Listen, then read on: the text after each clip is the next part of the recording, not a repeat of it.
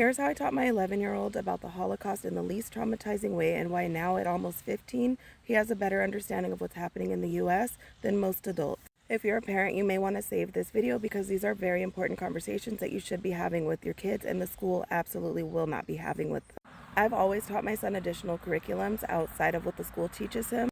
What was going on at the time was Trump was finishing his last presidency and it felt a little bit too much like fascism to me, and I could see it going in that direction even back then. So I wanted my son to be prepared with the knowledge to know what was happening and how to see it coming. So during that summer, I found books that were written from somebody who was a child or teenager during the time of World War II. And I wanted to give him the perspective of everybody because I didn't feel like it would be fair to only give him the American perspective or whatever. So I found somebody who gave a Japanese perspective of what it was like for Hiroshima to be bombed. I found one that gave an American perspective of what was happening and how the war looked from this side of things.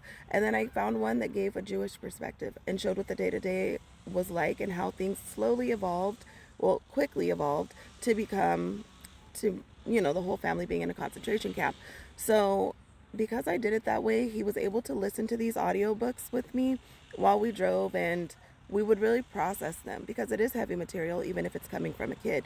So we would just kind of process and talk about, well, what happened in this book, just making sure the comprehension level was there. And of course I explained anything that maybe he wasn't able to comprehend or didn't quite understand.